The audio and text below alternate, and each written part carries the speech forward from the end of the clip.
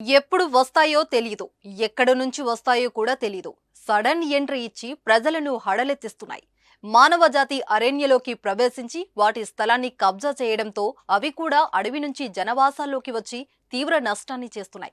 గత కొద్ది రోజులుగా తెలుగు రాష్ట్రాల్లో అటవీ జంతువుల దాడులు పెరిగిపోతున్నాయి. నిత్యం ఏదో ఒక ప్రాంతంలో మనుషులను చంపడం, గాయపరచడం, చేతికొచ్చిన పంటలను నాశనం చేయడం చేస్తున్నాయి. గజం కేవలం 23,000 రూపాయలతో 165 గజాల భూమి కేవలం 38 లక్షలు మాత్రమే. గత కొద్ది రోజులుగా భద్రాద్రి కొత్తగూడెం జిల్లా చండ్రుగొండ మండలంలో ఎలుగుబంటి ప్రజలను భయాందోళనకు గురిచేస్తుంది.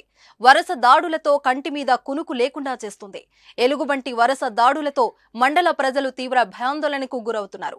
తాజాగా మరోసారి ఎలుగుబంటి దాడికి తెగబడింది. ముద్దుకూరు గ్రామంలో నల్లమోతు రామారావుపై ఎలుగుబంటి దాడి చేసి తీవ్రంగా గాయపరిచిన ఘటన జరిగి 24 గంటలు గడవక ముందే మరో వ్యక్తిని గాయపరిచింది. ఈసారి చండ్రుగొండ గ్రామ శివారు అంబేద్కర్ కాలనీలో కంచర్ల తిరుపతి అనే వ్యక్తి ఎలుగుబంటి దాడిలో తీవ్రంగా గాయపడ్డాడు. కంచర్ల తిరుపతి ఇంటి నుంచి బయటికి వస్తున్న సమయంలో ఎలుగుబంటి ఒక్కసారిగా దాడికి దిగింది. దీంతో అతడు ఒక్కసారిగా అరవడంతో గ్రామస్తులు అందరూ వచ్చి ఎలుగుబంటిని ఊరు నుంచి బయటికి తరిమారు. ఈ ఘటనలో తీవ్రంగా గాయపడిన బాధితుడిని ఆసుపత్రికి తరలించి చికిత్స అందిస్తున్నారు.